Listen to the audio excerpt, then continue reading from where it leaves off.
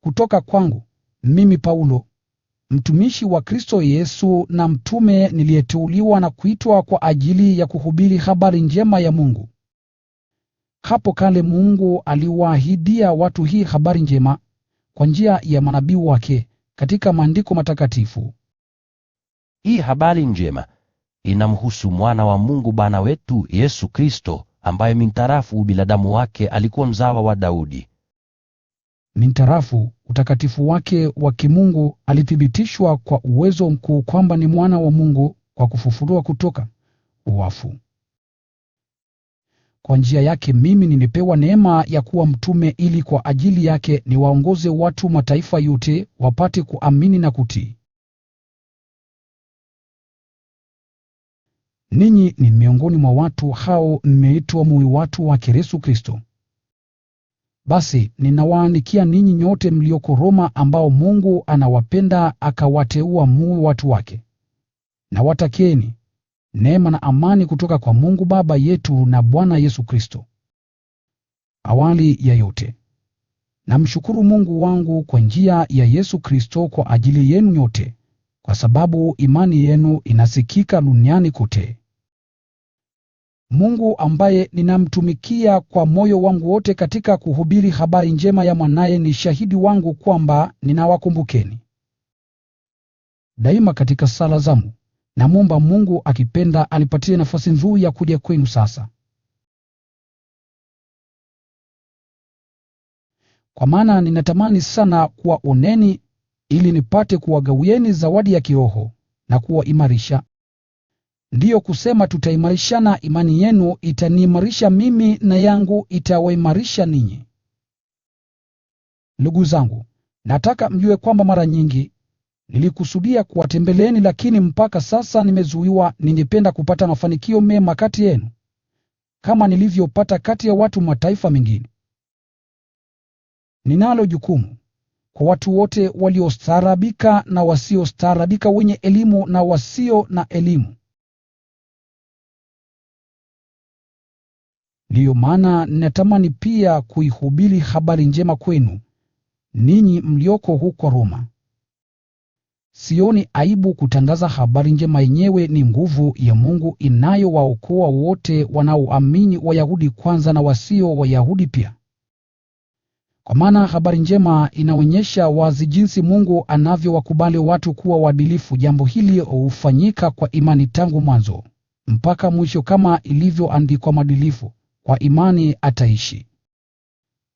Ghadhabu ya Mungu imedhihirishwa kutoka mbinguni dhidi ya uasi na uovu wote wa binadamu, ambao kwa njia zao mbaya wanaupinga ukweli usijulikane.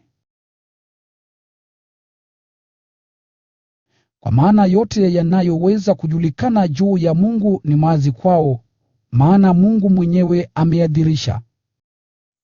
Tangu Mungu alipoumba ulimwengu, uwezo wake wa milele na uungu wake, ingawa havionekani kwa macho, vinafahamika wazi. Watu wanaweza kuyajua mambo hayo kutokana na vitu hivyo alivyoumba Mungu, kwa hiyo hawana njia yoyote ya kujitetea. Ingawa wanajua kuna Mungu, lakini hawampi heshima anayostahili wala hawamshukuru adala yake. Fikira zao zimekuwa batili, akili zao tupu zimejaa giza. Wanajidai kuwa wenye hekima, kumbe ni wapumbavu.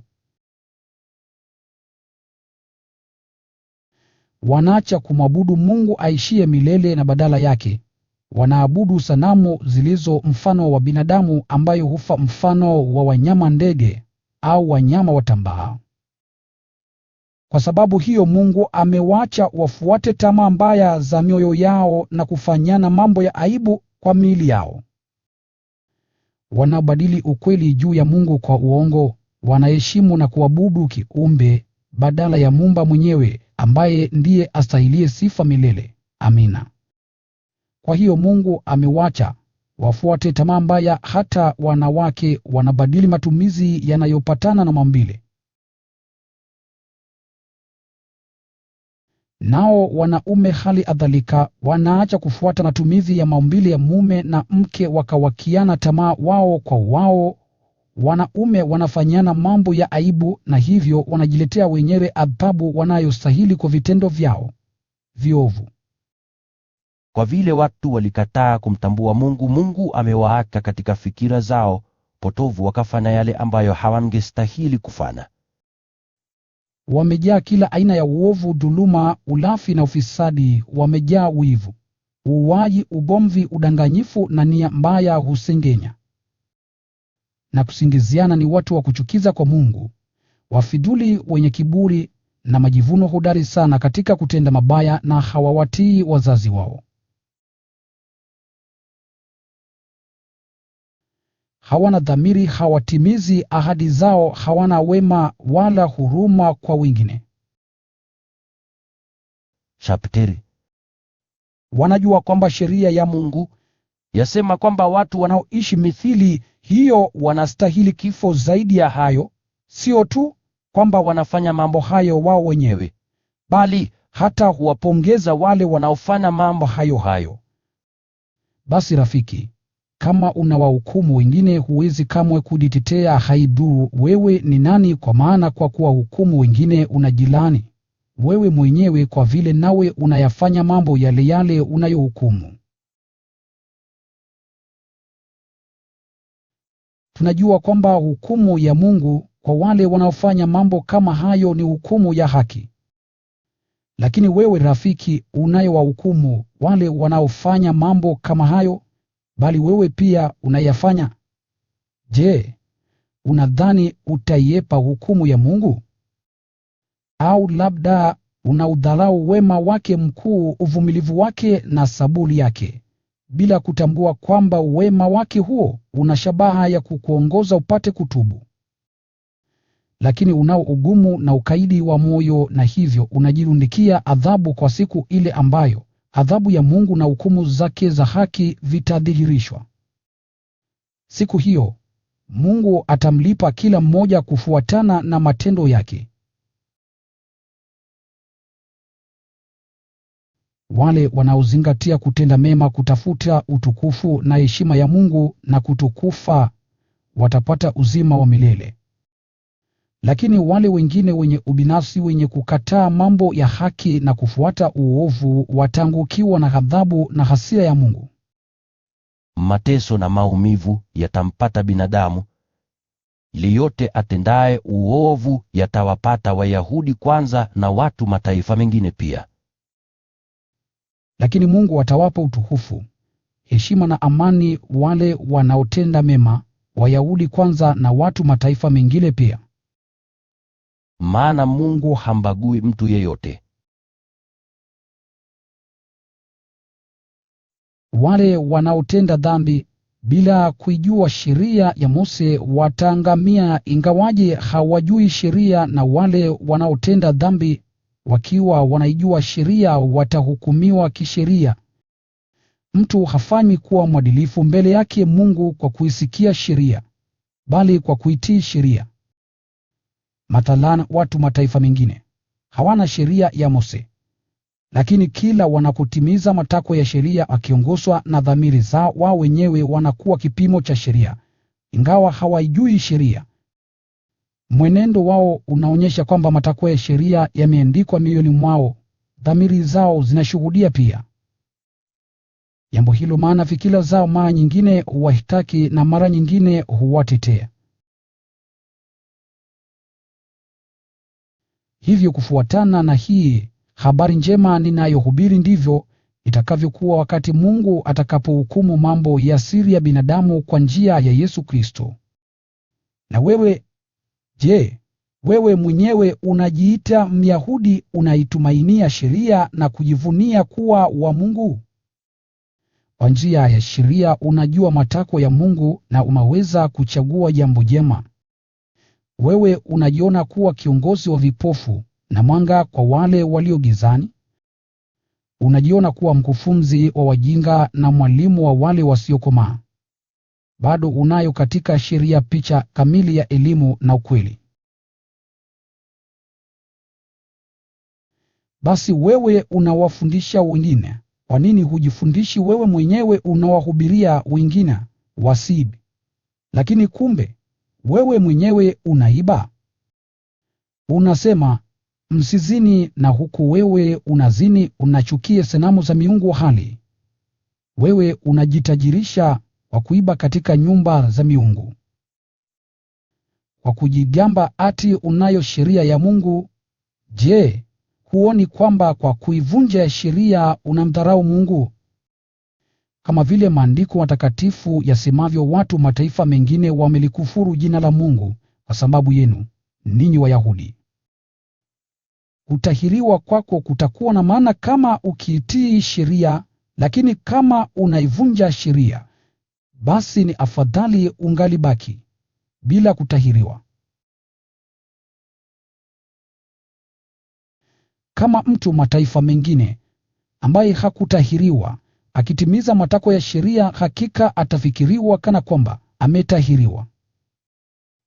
Watu mataifa mengine watakuhukumu wewe Myahudi kama ukiivunja sheria, ingawaje unayo maandishi ya sheria na umetahiriwa, hali wao wanaitii sheria ingawa hawakutahiriwa. Ndiyo kusema, si kila anayeonekana kwa nje kuwa Myahudi ni Myahudi wa kweli, wala mtu hawi Myahudi wa kweli ati kwa kuwa ametahiriwa kimwili. Chapter. Myahudi wa kweli ni yule aliye Myahudi kwa ndani, yaani yule ambaye ametahiriwa moyoni. Hili ni jambo la Roho na si jambo la maandishi ya sheria. Mtu wa namna hiyo anapata sifa si kutoka kwa watu, bali kutoka kwa Mungu. Basi Myahudi ana nini zaidi kuliko watu wengine, au kutahiriwa kuna faida gani? Naam, iko faida kwa kila upande. Kwanza, Mungu aliwakabidhi Wayahudi ujumbe wake. Lakini itakuwaje iwapo baadhi yao hawakuwa waaminifu? Je, jambo hilo litaondoa uaminifu wa Mungu? Hata kidogo. Mungu hubaki mwaminifu daima, ingawaje kila binadamu ni mwongo, kama maandiko matakatifu yasemavyo, kila usemapo maneno yako ni ya haki, na katika hukumu wewe hushinda. Lakini ikiwa uovu wetu unathibitisha kwamba Mungu anatenda kwa haki, tutasema nini je? Tutasema kwamba anakosa haki akituadhibu? Hapa naongea kibinadamu. Hata kidogo. Ingekuwa hivyo, Mungu angewezaje kuhukumu ulimwengu? Labda utasema, ikiwa ukosefu wa uaminifu kwa upande wangu unamdhihirisha Mungu kuwa mwaminifu zaidi na hivyo kumpatia utukufu, basi silipaswa kuhukumiwa kuwa mwenye dhambi. Ni sawa na kusema, tufanye maovu ili tupate mema. Ndivyo wengine walivyotukashifu kwa kutushtaki kwamba tumefundisha hivyo, watahukumiwa wanavyostahili. Tuseme nini basi? Je, sisi Wayahudi ni bora zaidi kuliko wengine? Hata kidogo. Kwa maana nimekwisha bainisha hapo mwanzoni kwamba Wayahudi na watu mataifa mengine wote wako chini ya utawala wa dhambi. Kama maandiko matakatifu yasemavyo, hakuna hata mmoja aliye mwadilifu. Hakuna mtu anayeelewa wala anayemtafuta Mungu. Wote wamepotoka, wote wamekosa, hakuna atendaye mema, hakuna hata mmoja. Makoo yao ni kama kaburi wazi, ndimi zao zimejaa udanganyifu. Midomoni mwao mwatoka maneno yenye sumu kama ya nyoka. Vinywa vyao vimejaa laana chungu. Miguu yao iko mbioni kumwaga damu. Popote waendapo husababisha maafa na mateso. Njia ya amani hawaijui. Hawajali kabisa kumcha Mungu. Tunajua kwamba sheria huwahusu walio chini ya sheria hiyo, hata hawawezi kuwa na kisingizio chochote, na ulimwengu wote uko chini ya hukumu ya Mungu. Maana hakuna binadamu yeyote anayekubaliwa kuwa mwadilifu mbele yake Mungu. Kwa kuishika sheria, kazi ya sheria ni kumwonyesha tu mtu kwamba ametenda dhambi. Lakini sasa njia ya Mungu ya kuwakubali watu kuwa waadilifu imekwisha dhihirishwa tena, bila kutegemea sheria. Sheria na manabii hushuhudia jambo hili. Mungu huwakubali watu kuwa waadilifu kwa njia ya imani yao kwa Yesu Kristo. Mungu hufanya hivyo kwa wote wanaoamini, hakuna ubaguzi wowote. Watu wote wametenda dhambi na wametindikiwa utukufu wa Mungu. Lakini kwa zawadi ya neema ya Mungu, watu wote hukubaliwa kuwa waadilifu kwa njia ya Yesu Kristo anayewakomboa. Mungu alimtoa Yesu kusudi kwa damu yake awe njia ya kuwaondolea watu dhambi zao kwa imani yao kwake. Alifanya hivyo ili apate kuonyesha kwamba yeye ni mwadilifu. Hapo zamani Mungu alikuwa mvumilivu, bila kuzijali dhambi za watu. Lakini sasa wakati huo anazikabili dhambi za watu apate kuonyesha uadilifu wake. Kwa namna hiyo Mungu mwenyewe huonyesha kwamba yeye ni mwadilifu na kwamba humkubali kuwa mwadilifu mtu yeyote anayemwamini Yesu. Basi tunaweza kujivunia nini? Hakuna. Kwa nini? Je, kwa sababu ya kutimiza sheria? La, bali kwa sababu tunaamini. Maana mtu hukubaliwa kuwa mwadilifu kwa imani, wala si kwa kutimiza matakwa ya sheria. Au je, Mungu wa Wayahudi tu ama pia wa watu mataifa mengine? Naam, mataifa mengine pia. Mungu ni mmoja, naye atawakubali Wayahudi kuwa waadilifu kwa imani yao na watu mataifa mengine pia kwa imani yao. Sabte. Je, tunaitumia imani kuibatilisha sheria hata kidogo, bali tunaipa sheria thamani yake kamili? Tuseme nini basi juu ya Abrahamu baba yetu? Kama Abrahamu alikubaliwa kuwa mwadilifu kutokana na matendo yake, basi anacho kitu cha kujivunia mbele ya Mungu. Kwa maana Maandiko matakatifu yasema, Abrahamu alimwamini Mungu, naye Mungu akamkubali kuwa mwadilifu. Mfanyakazi hulipwa mshahara, mshahara wake si zawadi, bali ni haki yake.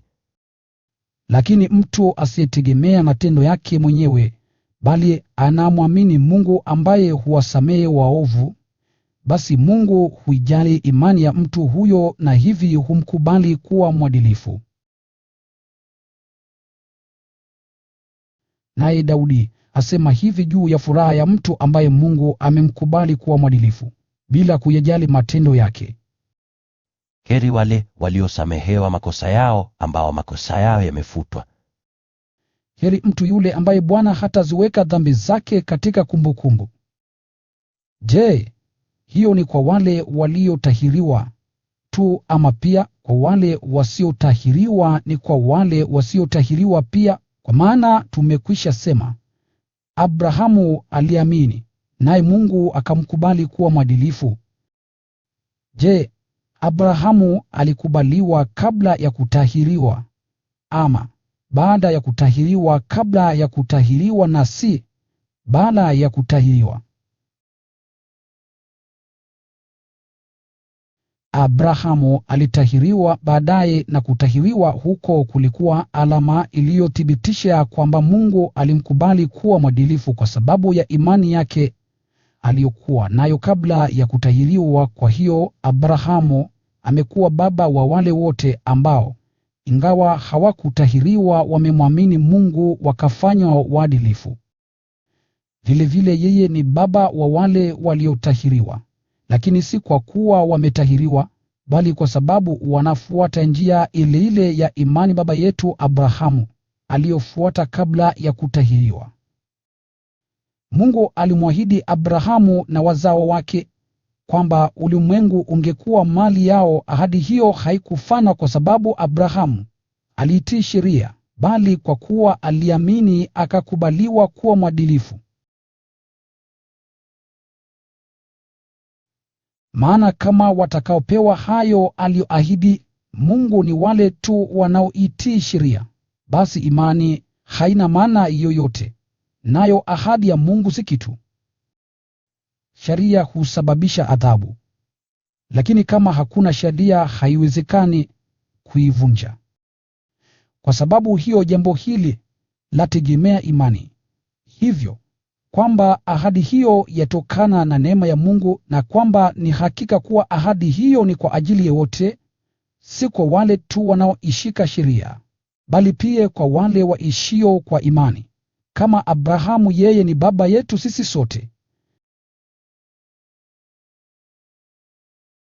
Kama Maandiko Matakatifu yasemavyo, nimekuweka uwe baba wa mataifa mengi. Ahadi hiyo ni kweli mbele ya Mungu, ambaye Abrahamu alimwamini Mungu, ambaye huwapa wafu uzima, na kwa amri yake vitu ambavyo havikuwapo huwa.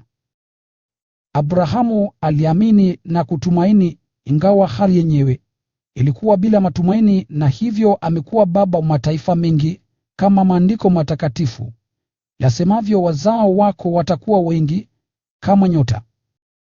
Alikuwa mzee wa karibu miaka 100, lakini imani yake haikufifia, ingawa alijua kwamba mwili wake ulikuwa kama umekufa, na pia mkewe Sara alikuwa tasa.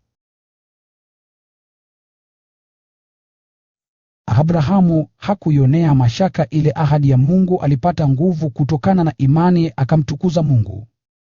Alijua kwamba Mungu anaweza kuyatekeleza yale aliyoahidi. Ndiyo maana Mungu alimkubali kuwa mwadilifu. Inaposemwa alimkubali, haisemwi kwa ajili yake mwenyewe tu. Jambo hili linatuhusu sisi pia, ambao tunamwamini Mungu aliyemfufua Yesu Bwana wetu kutoka wafu. Yeye alitolewa auawe kwa ajili ya dhambi zetu, akafufuka ili tupate kukubaliwa kuwa waadilifu na Mungu. Sasa kwa vile tumekubaliwa kuwa waadilifu kwa imani, basi tunayo amani na Mungu kwa ajili ya Bwana wetu Yesu Kristo. Kwa imani yetu yeye ametuleta katika hali hii ya neema ya Mungu, ambamo sasa tunaishi. Basi tunajivunia tumaini tulilo nalo la kushiriki utukufu wa Mungu.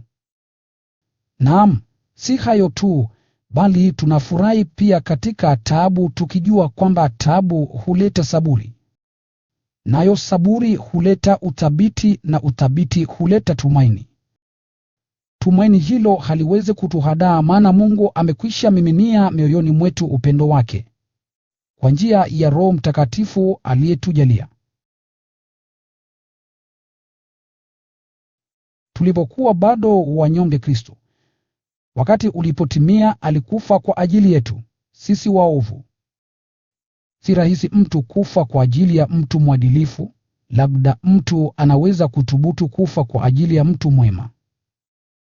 Lakini Mungu amethibitisha kwamba anatupenda, maana wakati tulipokuwa bado wenye dhambi, Kristo alikufa kwa ajili yetu. Kwa kuwa sasa tumekubaliwa kuwa waadilifu kwa damu ya Kristo, ni dhahiri zaidi kwamba atatuokoa katika ghadhabu ya Mungu. Maana tulipokuwa bado adui zake, Mungu alitupatanisha naye kwa kifo cha mwanaye, na kwa vile sasa tumepatanishwa naye, ni dhahiri zaidi kwamba tutaokolewa kwa uzima wa Kristo. Wala si hayo tu, ila tunafurahi pia katika Mungu kwa njia ya Bwana wetu Yesu Kristo, ambaye ametupatanisha na Mungu.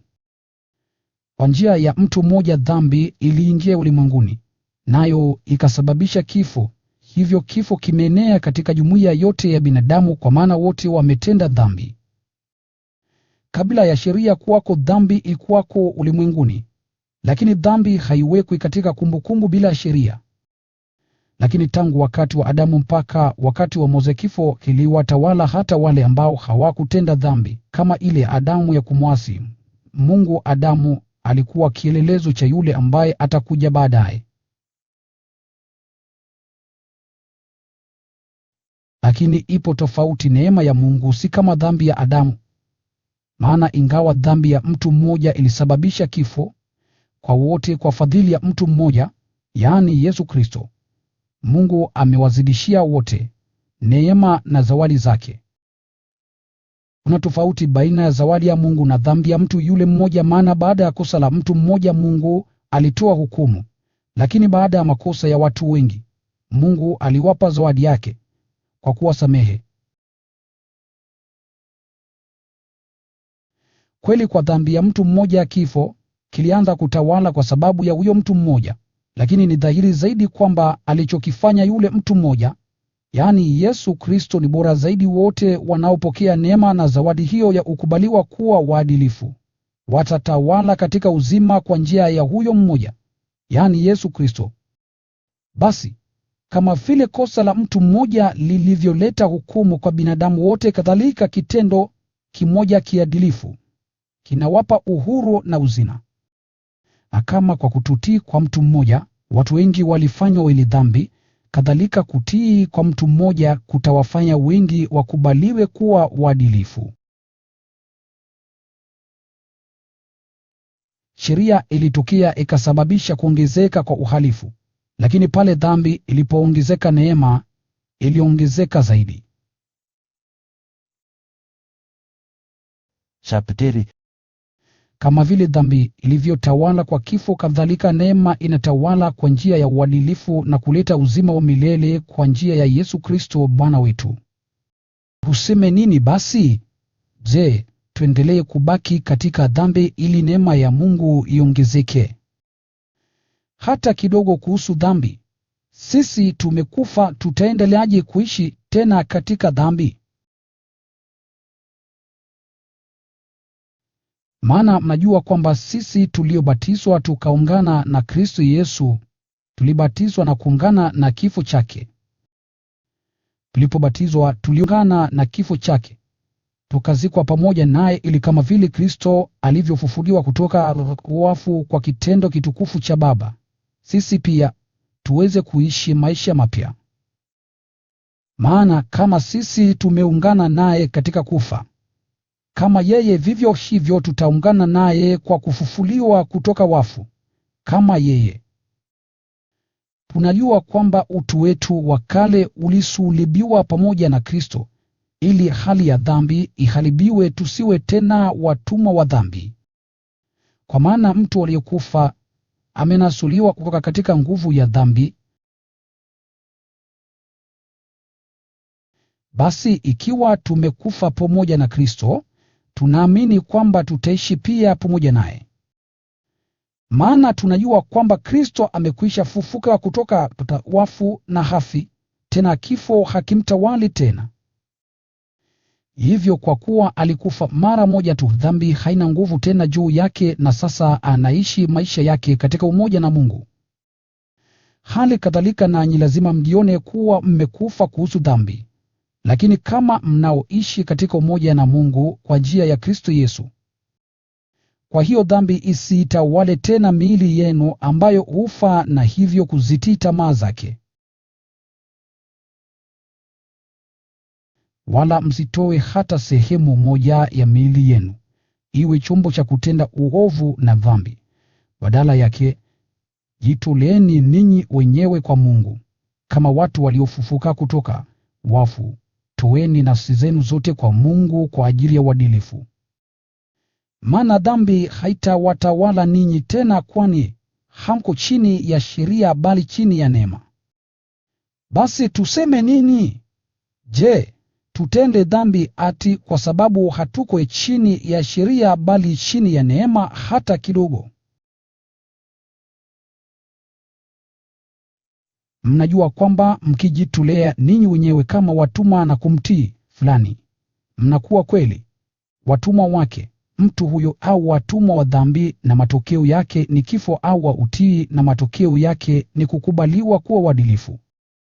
Ingawa mlikuwa watumwa wa dhambi zamani, sasa lakini namshukuru Mungu mmetii kwa moyo wote yale maazimio na mafundisho mliyopokea. Ulikombolewa kutoka utumwa wa dhambi mkawa watumwa wa uadilifu. Hapa natumia lugha ya kawaida ya watu kwa sababu ya udhaifu wenu wenyewe, kama vile wakati fulani mlivyojitolea ninyi wenyewe kutumikia uchafu na uhalifu kwa ajili ya uovu, vivyo hivyo sasa jitoleeni nafsi zenu wenyewe kutumikia uadilifu kwa ajili ya utakatifu. Mlipokuwa watumwa wa dhambi, mlikuwa huru mbali na uadilifu. Sasa mlipata faida gani siku zile kutokana na mambo yale ambayo mnayaonea aibu sasa, maana matokeo ya mambo haya ni kifo? Lakini sasa mmekwisha kombolewa kutoka utumwa wa dhambi na mmekuwa watumishi wa Mungu. Faida mlio nayo sasa ni utakatifu, na matokeo yake ni uzima wa milele. Shaptele. Kwa maana mshahara wa dhambi ni kifo, lakini zawadi anayotoa Mungu ni uzima wa milele katika kuungana na Kristo Yesu Bwana wetu. Ndugu zangu, bila shaka mtaelewa ilafuatayo, maana ninawazungumzia watu wanaojua sheria. Sheria humtawala mtu wakati akiwa hai. Mathalan, mwanamke aliyeolewa anafungwa na sheria muda wote mumewe anapokuwa hai. Lakini mumewe akifa, hiyo sheria haimtawali tena huyo mwanamke. Hivyo mwanamke huyo akiishi na mwanamume mwingine wakati mumewe yungali hai, ataitwa mzinzi. Lakini mumewe akifa, mwanamke huyo yu huru kisheria, na akiolewa na mwanamume mwingine, yeye si mzinzi. Hali kadhalika ninyi ndugu zangu, ninyi pia mmekufa kuhusu sheria, kwa kuwa ninyi ni sehemu ya mwili wa Kristo. Sasa mmekuwa wake yeye aliyefufuliwa kutoka wafu, ili tupate kuzaa matunda mema kwa ajili ya Mungu. Maana tulipokuwa tukiishi kimaumbile tu, tamaa mbaya zikichochewa na sheria zilifanya kazi katika miili yetu na kuchuma pato la kifo.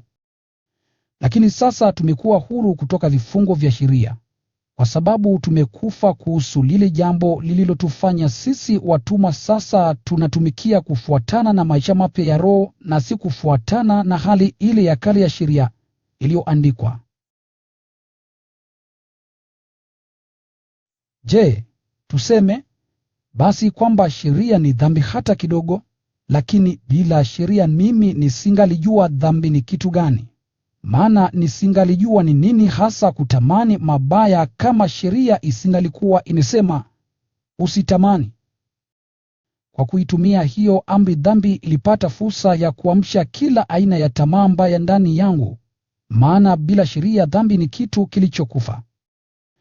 Wakati mmoja mimi nilikuwa hai mbali na sheria, lakini amri ilipokuja, dhambi ilifufuka. Nami nikafa. Hiyo amri ambayo shabaha yake ilikuwa kuleta uhai kwangu, imeleta kifo. Maana dhambi ilichukua fursa iliyopatiwa na amri hiyo, ikanidanganya na kuniua. Basi sheria yenyewe ni takatifu, na amri yenyewe ni takatifu, ni ya haki na nzuri. Je, hii inamaanisha kwamba kile kilicho kizuri kimesababisha kifo changu hata kidogo? Iliyo ni kwamba dhambi, ili ionekane dhahiri kuwa ni dhambi, imekitumia kile kilicho kizuri na kusababisha kifo changu. Hivyo dhambi kwa njia ya ile amri ilijionyesha kikamilifu, jinsi ilivyo mbaya mno. Tunajua kwamba sheria ni ya kiroho, lakini mimi ni wa kidunia. Mimi nimeuzwa kuwa mtumwa wa dhambi. Sielewi nifanyacho, maana kile ninachotaka sikifanyi, bali kile ninachochukia ndicho nikifanyacho. Ikiwa basi ninatenda kinyume cha matakwa yangu, hii inamaanisha kwamba nakubali kuwa ile sheria ni nzuri. Basi si mimi hasa ninayefanya kitu hicho, bali ile dhambi iliyo ndani yangu. Najua kwamba hamna jema lolote ndani yangu kadiri ya ubinadamu wangu, kwa maana ingawa nataka kufanya jambo jema, siwezi kulitekeleza. Yaani badala ya kufanya lile jambo jema ninalotaka, nafanya lile baya nisilotaka. Basi kama ninafanya kinyume cha matakwa yangu, hii inamaanisha kwamba si mimi ninayefanya hayo, bali ni ile dhambi iliyo ndani yangu. Basi nimegundua kanuni hii: inataka kufanya jema, lakini najikuta kwamba lile lililo baya ndilo ninalochagua. Ndani kabisa katika moyo wangu naifurahia sheria ya Mungu. Lakini naona kwamba kuna sheria nyingine inayofanya kazi mwilini mwangu, sheria ambayo inapingana na ile inayokubaliwa na akili yangu. Hiyo inanifanya niwe mtumwa wa sheria ya dhambi ifanyayo kazi mwilini mwangu. Maskini mie, nani atakayeniokoa kutoka katika mwili huu unaonipeleka kifoni? Chapterio. Shukrani kwa Mungu afanyaye hayo kwa njia ya Bwana wetu Yesu Kristo. Hii basi ndiyo hali yangu.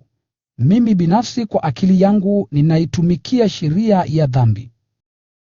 Kwa hiyo sasa hakuna hukumu kwa wale ambao katika maisha yao wameungana na Kristo. Maana sheria ya Roho iletayo uzima kwa kuungana na Kristo Yesu imenikomboa kutoka katika sheria ya dhambi na kifo.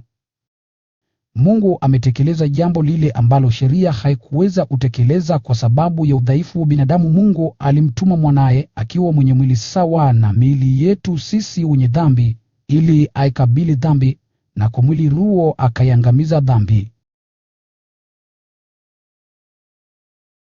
Mungu alifanya hivyo kusudi matakwa ya haki ya sheria yatekelezwe kikamilifu ndani yetu sisi ambao tunaishi si kwa nguvu za kibinadamu, bali kwa nguvu ya Roho. Maana wale wanaoishi kufuatana na matakwa ya mwili hutawaliwa na fikira za mwili, lakini wale wanaoishi kufuatana na matakwa ya Roho Mtakatifu hutawaliwa na fikira za Roho. Fikira za mwili huleta kifo, fikira za Roho huleta uzima na amani. Maana mwenye kutawaliwa na fikira za mwili ni adui wa Mungu, haitii sheria ya Mungu, wala hawezi kuitii. Watu wanaotii matakwa ya mwili hawawezi kumpendeza Mungu. Lakini ninyi hamuishi kufuatana na matakwa ya mwili, bali kufuatana na matakwa ya Roho, ikiwa Roho wa Mungu anaishi ndani yenu. Yeyote asiye na Roho wa Kristo, huyo si wake Kristo. Lakini kama Kristo yumo ndani yenu, ingawa miili yenu itakufa kwa sababu ya dhambi, kwenu Roho ndiyo uhai kwa sababu mmekubaliwa kuwa waadilifu. Ikiwa Roho wa Mungu aliyemfufua Kristo kutoka wafu anaishi ndani yenu, basi huyo aliyemfufua Kristo kutoka wafu ataipa uzima miili yenu yenye hali ya kufa. Atafanya hivyo kwa njia ya Roho wake akaye ndani yenu. Hivyo basi, ndugu zangu, tunalo jukumu, lakini si la kuishi kufuatana na maumbile ya kibinadamu.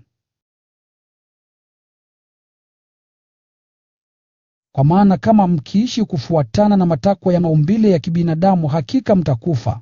Lakini kama kwa njia ya Roho mnayaua matendo yenu maovu, basi mtaishi.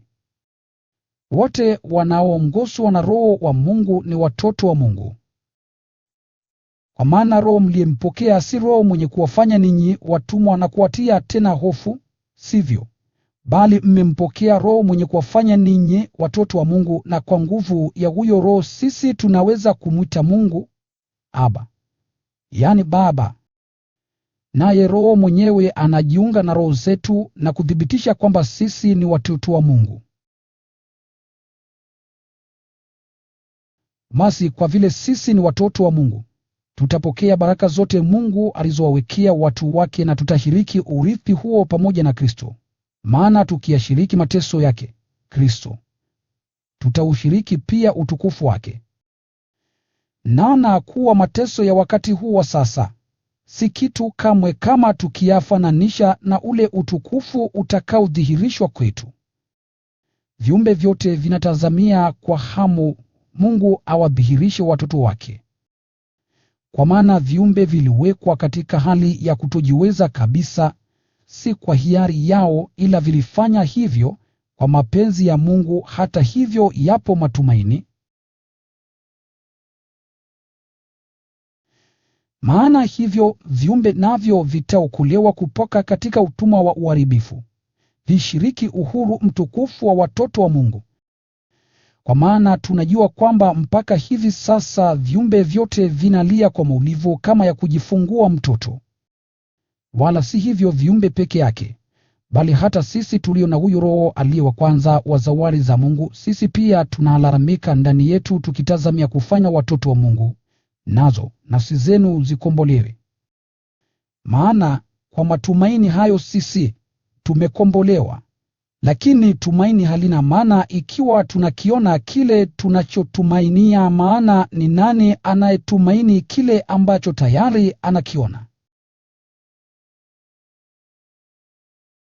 Kama tunakitumaini kile ambacho hatujakiona bado, basi tunakingojea kwa uvumilivu.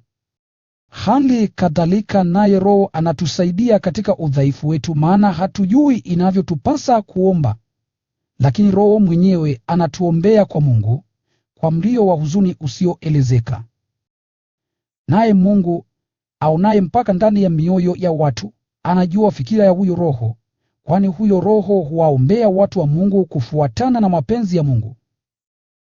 Tunajua kwamba katika mambo yote Mungu hufanya kazi na kuifanikisha pamoja na wote wampendao, yaani wale aliowaita kufuatana na kusudi lake. Maana hao aliowachagua tangu mwanzo, ndio aliowateua wapate kufanana na Mwanaye, ili Mwana awe wa kwanza miongoni mwa ndugu wengi. Basi Mungu aliwaita wale alikuwa amewateua, na hao aliowaita aliwakubali kuwa waadilifu, na hao aliowakubali kuwa waadilifu aliwashirikisha pia utukufu wake. Kutokana na hayo tuseme nini zaidi? Ikiwa Mungu yuko upande wetu, nani awezaye kutupinga? Mungu hakumhurumia hata Mwanaye wa pekee, bali alimtoa kwa ajili yetu sisi sote. Ikiwa amefanya hivyo, je, hatatujalia pia mema yote? Ni nani atakayewashtaki wateule wa Mungu? Mungu mwenyewe huwaondolea hatia. Ni nani atakayewahukumu? Hakuna, maana Kristo ndiye aliyekufa tena alifufuka kutoka wafu na anakaa upande wa kulia wa Mungu, yeye anatuombea. Ni nani awezaye kututenga na mapendo ya Kristo? Je, ni taabu au dhiki au mateso au njaa au ukosefu wa nguo au hatari au kuuawa? Kama maandiko matakatifu yasemavyo, kwa ajili yako twakikabili kifo, kutwa kucha tunatendewa kama kondoo wa kuchinjwa. Lakini katika mambo haya yote tumepata ushindi mkubwa kwa msaada wake yeye aliyetupenda. Maana ninajua hakika kwamba hakuna kitu kiwezacho kututenganisha na upendo wake, wala kifo, wala uhai, wala malaika au nguvu nyingine za mbinguni, wala yanayotokea sasa, wala yatakayotokea baadaye, wala mamlaka, Chapter wala ulimwengu wa juu, wala wa chini kabisa. Hakuna kiumbe chochote kitakachoweza kututenga na upendo wa Mungu kwetu kwa njia ya Kristo Yesu, Bwana wetu. Nasema ukweli mtupu, nimeungana na Kristo, nami sisemi uongo. Dhamiri yangu ikiongoza na Roho Mtakatifu inanithibitishia jambo hili pia. Nataka kusema hivi, nina huzuni kubwa na maumivu yasiyopimika moyoni mwangu kwa ajili ya watu wangu walio damu moja nami. Kama ingekuwa kwa faida yao, ningekuwa radhi kulaaniwa na kutengwa na Kristo. Hao ndio watu wa Israeli, ambao Mungu aliwateua wawe watoto wake, akawashirikisha utukufu wake, aliendana nao, akawapa sheria yake, imani ya kweli na ahadi zake. Wao ni wajukuu wa mababu, na Kristo kadiri ya ubinadamu wake ametoka katika ukoo wao Mungu atawalaye juu ya yote na atukuze milele. Amina. Sisemi kwamba ahadi ya Mungu imebatilika, maana si watu wote wa Israeli ni wateule wa Mungu, wala si wazawa wote wa Abrahamu ni watoto wake wa kweli, ila kama yasemavyo maandiko matakatifu, wazao wake watatokana na Isaka. Ndilo kusema, wale waliozaliwa kimaumbile ndio watoto wa Mungu, bali wale waliozaliwa kutokana na ahadi ya Mungu ndio watakaoitwa watoto wake. Maana ahadi yenyewe ni hii: nitakujia wakati maalum, naye Sara atapata mtoto. Tena si hayo tu, ila pia Rebeka naye alipata mapacha kwa baba mmoja, yaani Isaka babu yetu. Lakini ili Mungu aonekane kwamba anao uhuru wa kuchagua hata kabla wale ndugu hawajazaliwa na kabla hawajaweza kupambanua jema na baya. Rebeka aliambiwa kwamba yule mtoto wa kwanza atamtumikia yule wa nyuma, hivyo uchaguzi wa Mungu unategemea jinsi anavyoita mwenyewe na si matendo ya binadamu. Kama Maandiko matakatifu yasemavyo, Yakobo nilimpenda, lakini Esau nilimchukia. Basi tuseme nini? Je, Mungu amekosa haki? Hata kidogo. Maana alimwambia Mose, nitamhurumia mtu yeyote ninayetaka kumhurumia, nitamwonea huruma mtu yeyote ninayetaka. Kwa hiyo yote hutegemea huruma ya Mungu na si bidii au mapenzi ya mtu. Maana Maandiko matakatifu yasema hivi kwa Farao, nilikufanya mfalme ili kwa njia yako uwezo wangu ujulikane na jina langu litangaze popote duniani.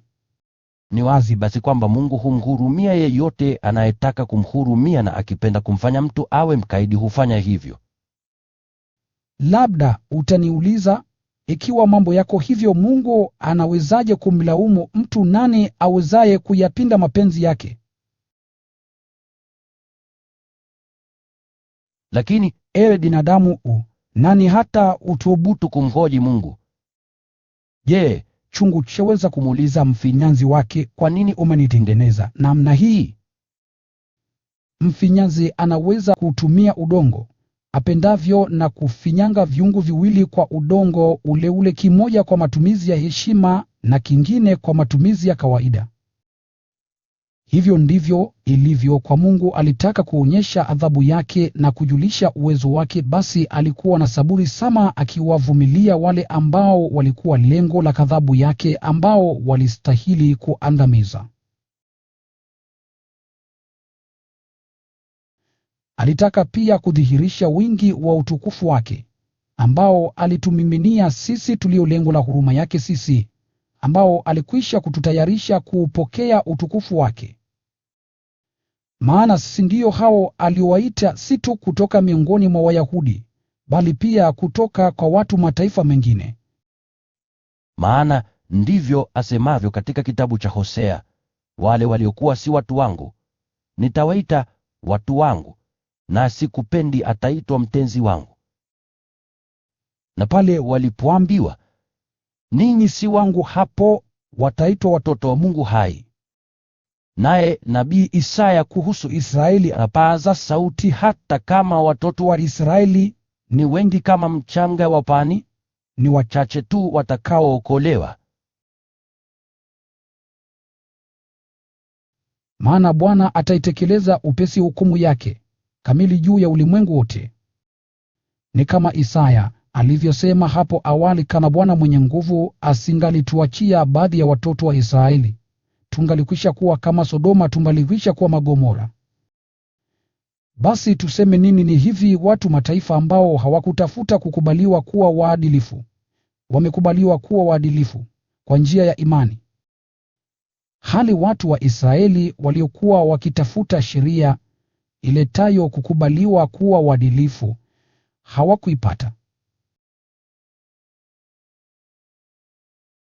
Kwa nini? Kwa sababu walitegemea matendo yao badala ya kutegemea imani. Walijikwaa juu ya jiwe ya kujikwaa. Kama isemavyo Maandiko matakatifu, tazama naweka huko Sioni jiwe likwazalo, mwamba utakaowafanya watu waanguke, mtu atakayemwamini yeye aliye hilo jiwe hataaibishwa.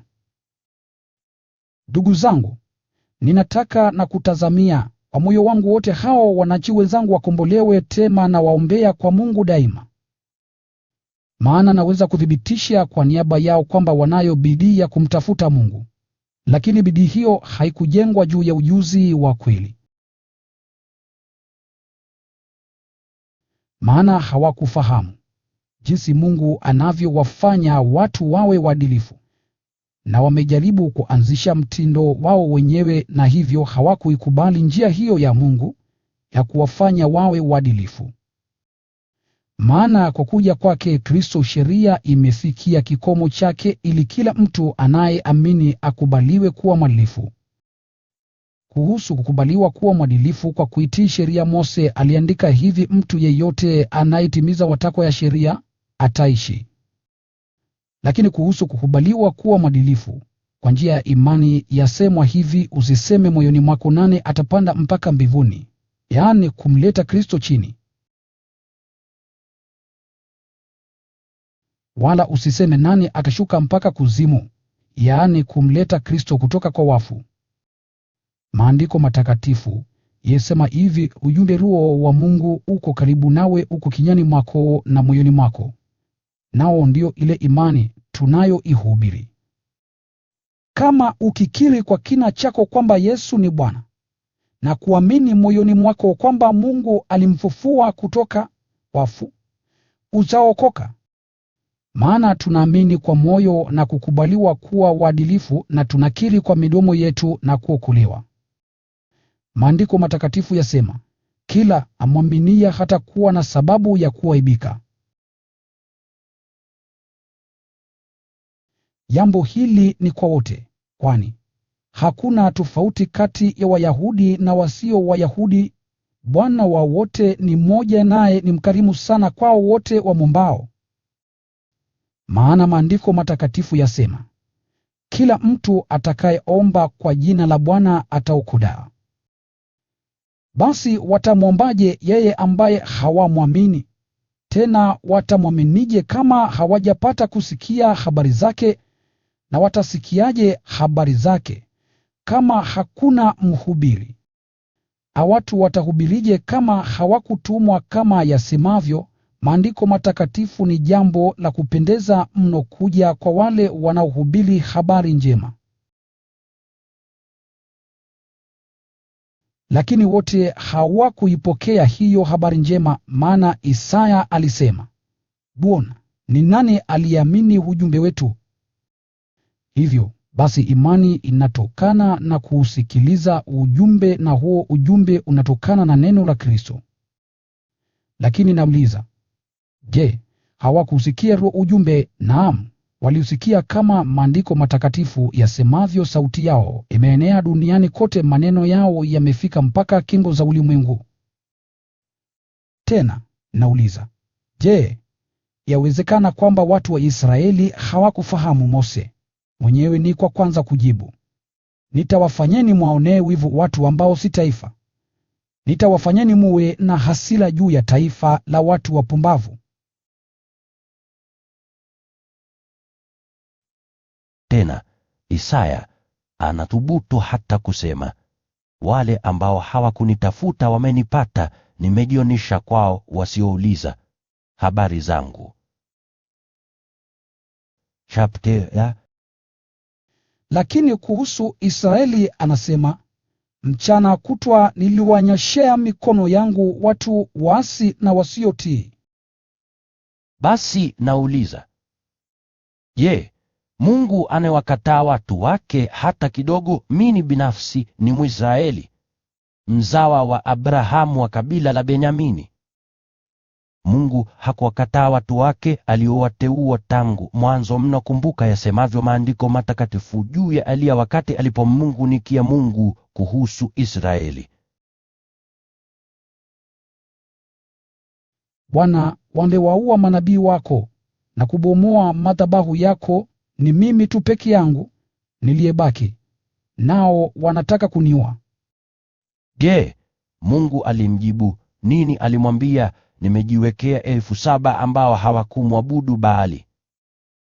Basi ndivyo ilivyo pia wakati huu wa sasa, ipo idadi ya waliobaki ambao Mungu aliwateua kwa sababu ya neema yake. Uteuzi wake unatokana na neema yake na si kwa sababu ya matendo yao. Maana kama uteuzi wake ungetegemea matendo ya watu, neema yake haingekuwa neema tena. Sasa, je, watu wa Israeli hawakukipata kile walichokuwa wanakitafuta, lakini wote walioteuliwa walikipata, wengine walipumbazwa. Kama yasemavyo Maandiko matakatifu, Mungu ameifanya mioyo yao kuwa mizito, na mpaka leo hii hawawezi kuona kwa macho yao, wala kusikia kwa masikio yao. Naye Daudi anasema, karamu zao na ziwe mtego wa kuwanasa waanguke na kuadhibiwa. Macho yao yatiwe giza wasiweze kuona, mibongo yao ipindike kwa taabu daima. Basi nauliza, je, Wayahudi wamejikwaa hata wakaangamia kabisa hata kidogo kutokana na kosa lao? Ukombozi umewajia watu mataifa mengine, ili Wayahudi wapate kuwaonea wivu. Kosa la Wayahudi limesababisha baraka nyingi kwa ulimwengu, na utovu wao kwa kiroho umeleta baraka nyingi kwa watu mataifa mengine. Basi ni dhahiri zaidi kwamba utimilifu wao utasababisha baraka nyingi zaidi. Basi sasa nawaambieni ninyi watu mataifa mengine, maadamu mimi nimekuwa mtume kwa watu mataifa mengine, ninajivunia huduma yangu, nipate kuwafanya wananchi wenzangu wawaonee ninyi wivu, na hivyo nipate kuwaokoa baadhi yao. Maana ikiwa kukataliwa kwao kulisababisha ulimwengu upatanishwe na Mungu, itakuwaje wakati watakapokubaliwa na Mungu wafu watafufuka? Ikiwa kipande cha kwanza cha mkate kimewekwa wakfu, mkate wote umewekwa wakfu. Mizizi ya mti ikiwa mizuri na matawi yake huwa mazuri pia. Naam, baadhi ya matawi ya mzeituni bustanini yalikatwa na mahali pake, tawi la mzeituni mwitu likapandikizwa. Ninyi watu wa mataifa mengine ndio hilo tawi la mzeituni mwitu, na sasa mnashiriki nguvu na utomvu wa mzeituni bustanini. Basi msiwadharau wale waliokatwa kama na tawi, na hata kama kuna la kujivunia, kumbukeni kwamba si ninyi mnaoitegemeza mizizi, bali mizizi ndiyo inayowategemeza ninyi. Lakini utasema, matawi yalikatwa kusudi mimi nipandikizwe mahali pake. Sawa, yalikatwa kwa sababu ya kukosa imani. Ali wewe unasimama kwa imani yako, lakini usijivune, ila uwe na tahadhari.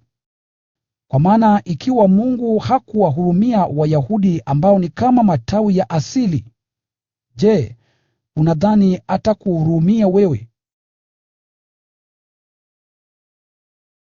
Kumbuka basi jinsi Mungu alivyo mwema na mkali. Yeye ni mkali kwa wale walioanguka na ni mwema kwako wewe, ikiwa utaendelea katika wema wake, la sivyo nawe pia utakatwa. Nao Wayahudi hali kadhalika, wakiacha utovu wao wa imani, watapandikizwa tena, maana Mungu anao uwezo wa kuwapandikiza tena. Ninyi watu wa taifa mengine kwa asili ni kama tawi la mzeituni mwitu, lakini mmeondolewa huko mkawapandikizwa katika mzeituni bustanini, mahali ambapo kwa asili si penu. Lakini Wayahudi kwa asili ni kama mzeituni bustanini, na litakuwa jambo rahisi zaidi kwao kupandikizwa tena katika mti huo huo wao. Ndugu zangu, napenda mjue ukweli huu uliofichika, msije mkajiona wenye akili sana. Ukaidi wa Wayahudi ulikuwa ni wa muda tu, mpaka watu mataifa mengine watakapokuwa wamemsikia Mungu. Hapo ndipo taifa lote la Israeli litakapookolewa, kama yasemavyo Maandiko matakatifu, mkombozi atakuja kutoka Sioni, atauondoa uovu Yakobo. Hili ndilo agano nitakalofanya wakati nitakapoziondoa dhambi zao. Kwa sababu wanaikataa habari njema, Wayahudi wamekuwa adui wa Mungu, lakini kwa faida yenu ninyi watu mataifa. Lakini kwa kuwa waliteuliwa, bado ni rafiki wa Mungu kwa sababu ya baba zao. Maana Mungu akishawapa watu zawadi zake na kuwateua, hajuti kwamba amefanya hivyo. Hapo awali ninyi mlikuwa mmemwasi Mungu, lakini sasa mmepata huruma yake kutokana na kuasi kwao. Hali kadhalika kutokana na huruma mliojaliwa ninyi Wayahudi wanamwasi Mungu sasa, ili nao pia wapokee sasa huruma ya Mungu. Maana Mungu amewafunga watu wote katika uasi wao ili wapate kuwahurumia wote. Utajiri, hekima na elimu ya Mungu ni kuu mno, huruma zake hazichunguziki na njia zake hazieleweki, kama yasemavyo Maandiko matakatifu. Nani aliyepata kuyajua mawazo ya Bwana? Nani awezaye kuwa mshauri wake? Au nani aliyempa yeye kitu kwanza hata aweze kulipwa tena kitu hicho? Shapteria. Kwa maana vitu vyote vyatoka kwake, vyote vipo kwa uwezo wake na kwa ajili yake. Utukufu na uwe kwake hata milele. Amina. Kwa hiyo ndugu zangu, maadamu Mungu ni mwenye huruma nyingi, nawasihi kwa moyo wote, jitoleeni nafsi zenu kwa Mungu kama tambiko iliyo hai, takatifu na yenye kupendeza. Hii ndiyo njia yenu halisi ya kumwabudu. Msije mitindo ya ulimwengu huu, bali Mungu afanye mabadiliko ndani yenu, kwa kuzigeuza fikira zenu. Hapo ndipo mtakapoweza kuyajua mapenzi ya Mungu, kutambua jambo lililo jema, linalompendeza na kamilifu. Kutokana na neema aliyonijalia Mungu, nawaambieni ninyi nyote, msijione kuwa ni kitu zaidi kuliko mnavyopaswa kuwa. Fikira zenu na ziwe na kiasi, kufuatana na kipimo cha imani Mungu aliyomgawia kila mmoja. Mwili una viungo vingi, kila kimoja na kazi yake. Hali kadhalika, ingawa sisi ni wengi, tu mwili mmoja kwa kuungana na Kristo, na kila mmoja ni kiungo cha mwenzake. Basi tunavyo vipaji mbalimbali kufuatana na neema tuliyopewa. Mwenye kipaji cha unabii na akitumie kadiri ya imani yake. Mwenye kipaji cha utumishi na atumikie. Mwenye kipaji cha kufundisha na afundishe. Mwenye kipaji cha kuwafariji wengine na afanye hivyo. Mwenye kumgawia mwenzake alicho nacho na afanye hivyo kwa ukarimu. Msimamizi na asimamie kwa bidii, naye mwenye kutenda jambo la huruma na afanye hivyo kwa furaha. Mapendo yenu na yawe bila unafiki wowote. Chukieni jambo lolote ovu, zingatieni jema. Pendaneni kidugu, kila mmoja amfikirie mwenzake kwanza kwa heshima. Msilegee katika bidii, muwe wachangamfu rohoni katika kumtumikia Bwana. Tumaini lenu liwaweke daima wenye furaha, muwe na saburi katika shida na kusali daima. Wasaidieni watu wa Mungu katika mahitaji yao, wapokeeni waandeni kwa ukarimu. Watakieni baraka wote wanaowadhulumu ninyi, naam, watakieni baraka na wala msiwalaani. Furahini pamoja na wanaofurahi, lieni pamoja na wanaolia. Muwe na wema ule ule kwa kila mtu, msijitakie makuu, bali jishughulisheni na watu wadogo. Msijione kuwa wenye hekima sana.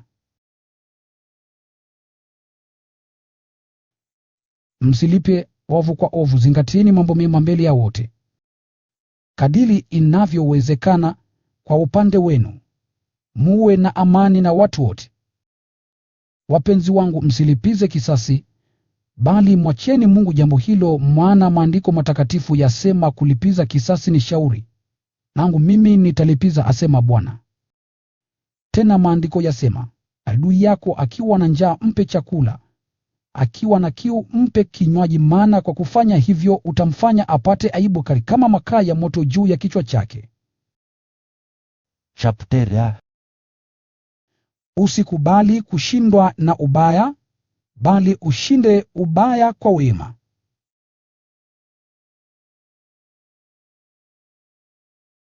Kila mtu anapaswa kuwatii wenye mamlaka katika serikali, maana mamlaka yote hutoka kwa Mungu, nao wenye mamlaka wamewekwa na Mungu. Anayepinga mamlaka ya viongozi anapinga agizo la Mungu, nao wafanyao hivyo wanajiletea hukumu wenyewe. Maana watawala hawasababishi hofu kwa watu wema ila kwa watu wabaya, basi wataka usimwogope mtu mwenye mamlaka, fanya mema na atakusifu.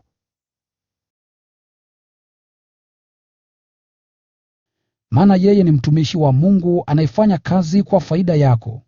Lakini ukifanya mabaya, basi huna budi kumwogopa, maana anao kweli uwezo wa kutoa adhabu. Yeye ni mtumishi wa Mungu na huitekeleza ghadhabu ya Mungu kwao watendao maovu. Kwa hiyo ni lazima kuwatii wenye mamlaka, si tu kwa sababu ya kuogopa ghadhabu ya Mungu, bali pia kwa sababu dhamiri inadai hivyo. Kwa sababu hiyo hiyo ninyi hulipa kodi, maana viongozi hao humtumikia Mungu ikiwa wanatimiza wajibu wao. Mpeni kila mtu haki yake: mtu wa ushuru, ushuru; wa kodi, kodi; na astahilie heshima, heshima. Msiwe na deni kwa mtu yeyote isipokuwa tu deni la kupendana. Ampendaye jirani yake ameitekeleza sheria. Maana amri hizi: usizini, usiue, usitamani, na nyingine zote zimo katika amri hii moja: mpende jirani yako kama unavyojipenda mwenyewe. Ampendaye jirani yake hamtendei vibaya. Basi kwa mapendo sheria yote hutimizwa. Zaidi ya hayo, ninyi mnajua tumo katika wakati gani sasa. Ndio wakati wa kuamka usingizini. Naam, wokovu wetu ukaribu zaidi sasa kuliko wakati ule tulipoanza kuamini. Usiku unakwisha na mchana unakaribia, basi tutupilie mbali mambo yote ya giza, tukalitwalie silaha za mwanga. Mwenendo wetu uwe wa adabu kama inavyostahili wakati wa mchana. Tusiwe na ulafi na ulevi, uchafu na uasherati, ugomvi na wivu. Shaktere.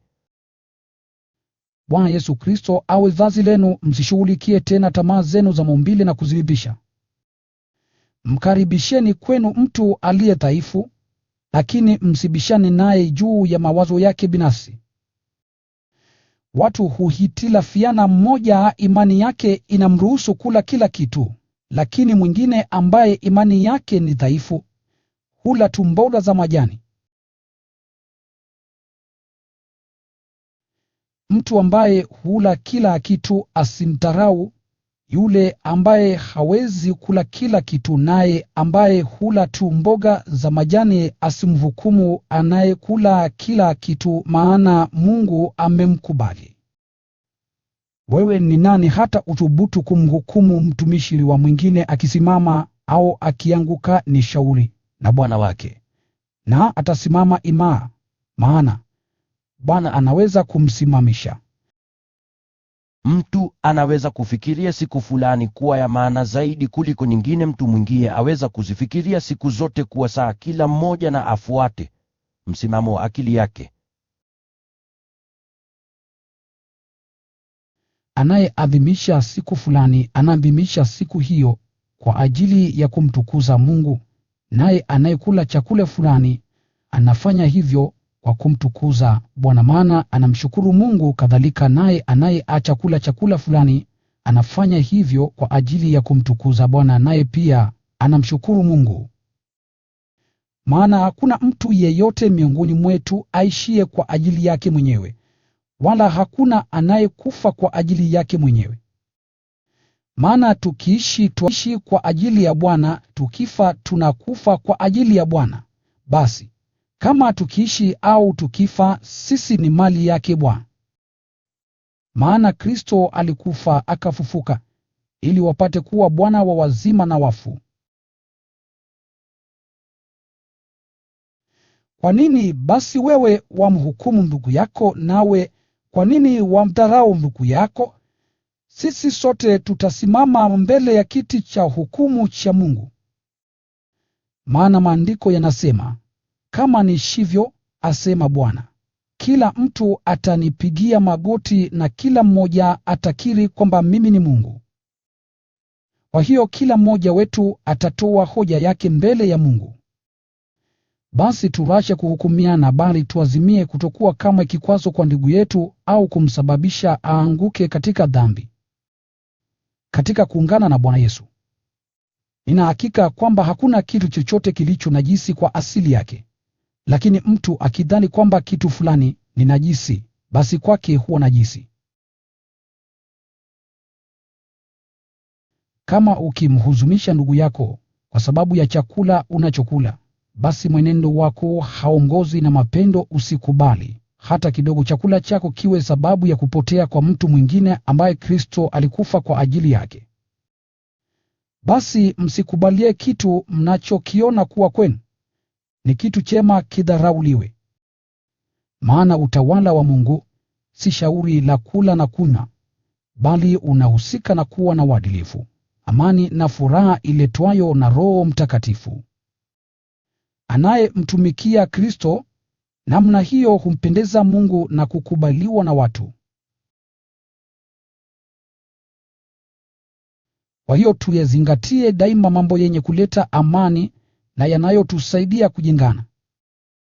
Basi usiharibu kazi ya Mungu kwa sababu ya ubishi juu ya chakula. Vyakula vyote ni halali, lakini haifai kula chakula ambacho kitamfanya mtu aanguke katika dhambi. Afadhali kuacha kula nyama, kunywa divai au kufanya chochote ambacho chaweza kumsababisha ndugu yako aanguke. Basi shikilia unachoamini kati yako na Mungu wako. Heri mtu yule ambaye katika kujiamulia la kufanya haipingi dhamiri yake. Chaptere.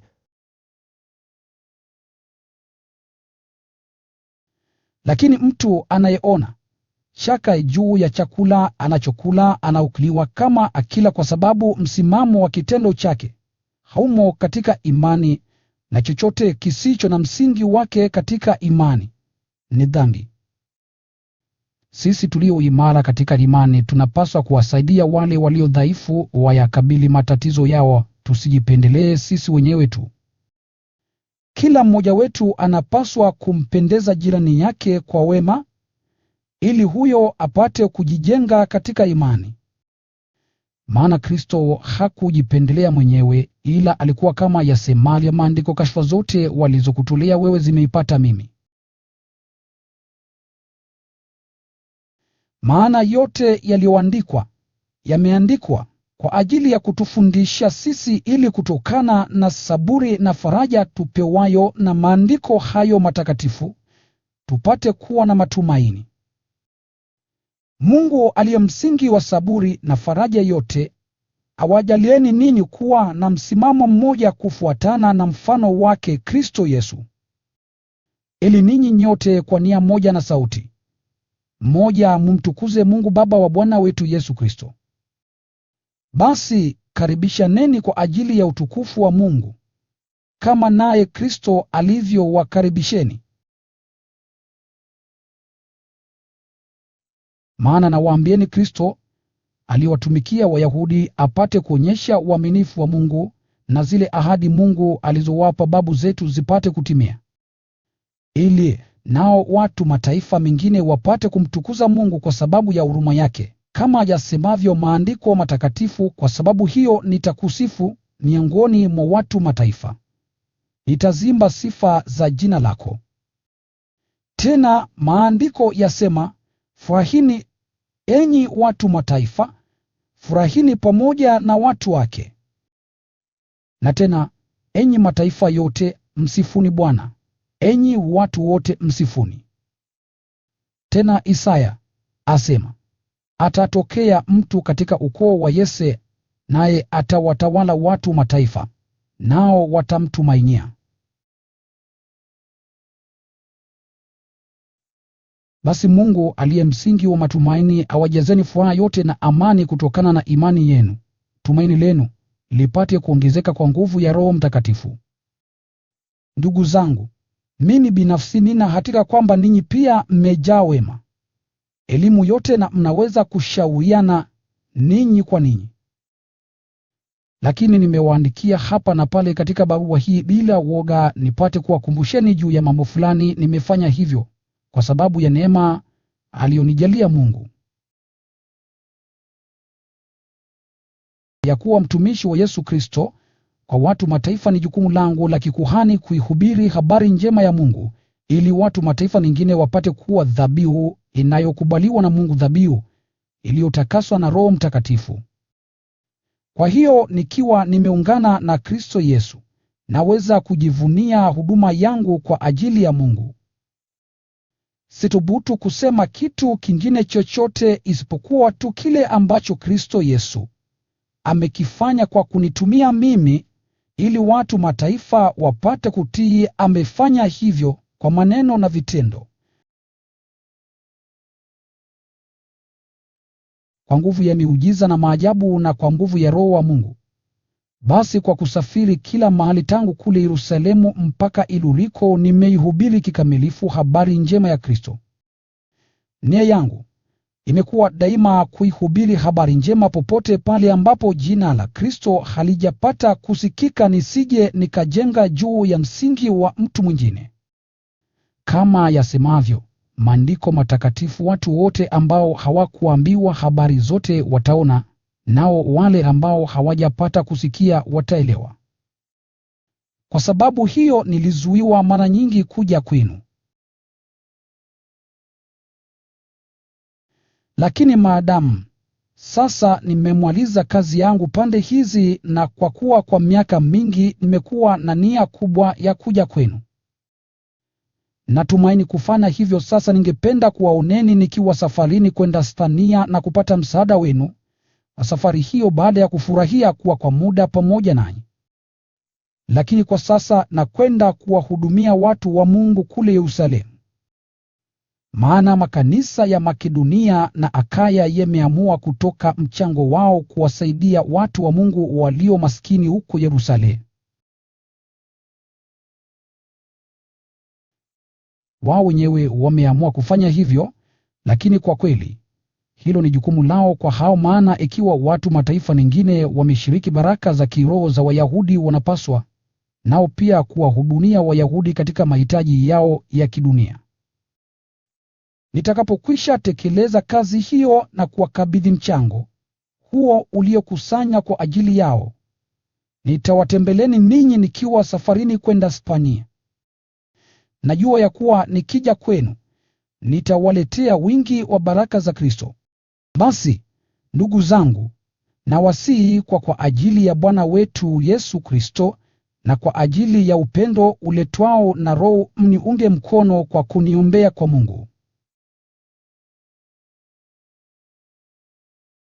Ombeni nipate kutoka salama miongoni mwa wale wasioamini walioko Uyahudi, nayo huduma yangu huko Yerusalemu ipate kukubaliwa na watu wa Mungu walioko huko. Hivyo Mungu akipenda, nitaweza kuja kwenu na moyo wa furaha, nikapumzike pamoja nanyi. Sabtere. Mungu aliye chanzo cha amani na awe nanyi nyote. Amina. Napenda kumjulisha kwenu dada yetu Foibe, ambaye ni mtumishi katika kanisa la Kenkrea. Mpokeni kwa ajili ya Bwana kama iwapasavyo watu wa Mungu. Mpeni msaada wowote atakaohitaji kutoka kwenu, maana yeye amekuwa mwema sana kwa watu wengi na kwangu pia. Salamu zangu ziwafikie Priska na Akula, wafanyakazi wenzangu katika utumishi wa Kristo Yesu. Wao walihatarisha maisha yao kwa ajili yangu, wanastahili shukrani, si tu kutoka kwangu, bali pia kutoka kwa makanisa yote ya watu mataifa mengine. Salamu zangu pia kwa kanisa linalokutana nyumbani kwao. Salamu zangu zimfikie rafiki yangu Epaineto, ambaye ni kwa kwanza katika mkoa wa Asia kumwamini Kristo. Nisalimieni Maria, ambaye amefanya kazi kwa bidii kwa ajili yenu. Salamu zangu kwa Androniko na Yunia, wananchi wenzangu waliofungwa gerezani pamoja nami. Wao wanajulikana sana kati ya mitume, tena walikuwa Wakristo kabla yangu mimi. Salamu zangu kwa Ampliato rafiki yangu katika kuungana na Bwana. Salamu zangu zimfikie Urbano, mfanyakazi mwenzangu katika utumishi wa Kristo. Salamu zangu pia kwa rafiki yangu Staku. Nisalimieni Apele, ambaye uaminifu wake kwa Kristo umethibitishwa. Salamu zangu kwa wote walio nyumbani mwa Aristobulo. Salamu zangu kwa Herodiana mwananchi mwenzangu, na kwa jamaa yote ya Nakisi iliyojiunga na Bwana. Nisalimieni Tufena na Tufosa, wanaofanya kazi katika utumishi wa Bwana, na rafiki yangu Persi, ambaye amefanya mengi kwa ajili ya Bwana. Nisalimieni Uvo, mtu hodari sana katika kazi ya Bwana, na mama yake, ambaye ni mama yangu pia. Nisalimieni Asumkrito, Flegoni, Herme, Patroba, Herma na ndugu wote walio pamoja nao. Nisalimieni Filologo na Yulia Nerea na dada yake Orumpa, pamoja na watu wote wa Mungu walio pamoja nao. Salimianeni ninyi kwa ishara ya upendo. Salamu kwenu kutoka kwa makanisa yote ya Kristo. Ndugu zangu, nawasihi muwafichue wote wanaosababisha mafarakano na kuwafanya watu wengine waanguke kinyume cha mafundisho mliofundishwa. Jiepusheni na watu hao. Maana watu wa namna hiyo hawamtumikii Kristo, Bwana wetu, bali wanatumikia matumbo yao wenyewe. Kwa maneno yao matamu na hotuba za kubembeleza, hupotosha mioyo ya watu wanyofu. Kila mtu amesikia juu ya utii wenu, na hivyo mmekuwa sababu ya furaha yangu. Na watakeni muwe na hekima katika mambo mema, na bila hatia kuhusu mambo mabaya. Naye Mungu aliye chanzo cha amani hatakawia kumponda Shetani chini ya miguu yenu. Neema ya Bwana wetu Yesu Kristo iwe nanyi. Timotheo, mfanyakazi mwenzangu, anawasalimu, hali kadhalika Lukio, Yasoni na Sosipatro, wananchi wenzangu, wanawasalimu. Nami Tertio, ninayeandika barua hii, na wasalimuni katika Bwana. Gayo, mwenyeji wangu, pamoja na kanisa lote linalokutana kwake, anawasalimu. Erasto, mweka hazina wa mji huu, pamoja na Kwarto, wanawasalimu. Neema ya Bwana wetu Yesu Kristo iwe nanyi nyote. Amina. Basi sasa na tumsifu Mungu. Yeye anaweza kuwaimarisheni katika ile habari njema niliyohubiri juu ya ujumbe wa Yesu Kristo, na katika ile siri iliyofunuliwa na ambayo ilikuwa imefichika kwa karne nyingi zilizopita. Lakini sasa ukweli huo umefunuliwa kwa njia ya maandiko ya manabii, na kwa amri ya Mungu wa milele umedhihirisha kwa mataifa yote, ili wote waweze kuamini na kutii. Kwaye Mungu aliye peke yake mwenye hekima uwe utukufu kwa njia ya Yesu Kristo milele na milele. Amina.